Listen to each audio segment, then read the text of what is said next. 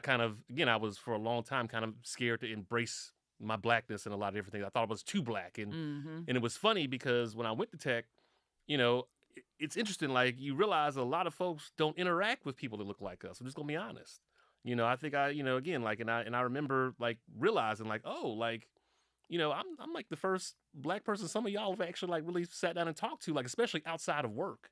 And even at work, that person might Mhm. not even be on your same level. It might just be, the guy who does security or something like that. So you already think you're kind of above them. And, Yep. there were definitely some moments in which I felt really uncomfortable with some of the conversations that we were having because it just made me feel like, oh wow, y'all are really over here living in a bubble. But then I Mm. got to a certain point where I said, you know what? It was the moment when we had been going through the courses, and in the beginning it was really tough on me because I hadn't just taken some of those classes before. But once we kind of got into like our core classes, all of a sudden I kind of started winning a lot of stuff and coming in first and Mhm. second place and all this distance. And then that's when like the envy started kind of coming in, right? Because it was like, oh, well, Mm. you think you're this and you're that. And it was like, well, no, I'm just being Yeah. myself. And That's so right. a moment kind of flipped where I said, you know what? I'm just gonna come in here and be black as hell. Forget y'all. And so Period. so even for me, when I like we would come to class and before we would have class, they would always feed us dinner. Mhm. And I would make it a point when we would go to the cafeteria. I would always talk to all the staff.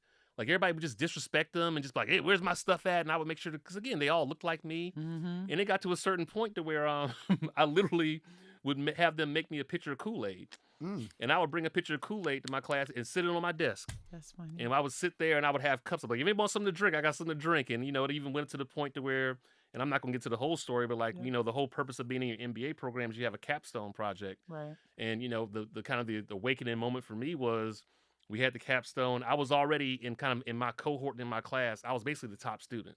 Mhm. And it was me and it was this other guy, again, we're not gonna get into what they look like, but Right. they weren't like us. Right. And I mean, it wasn't even that they were white, it was just a lot of other people in the class. And you know, we had like self-formed groups for our capstone.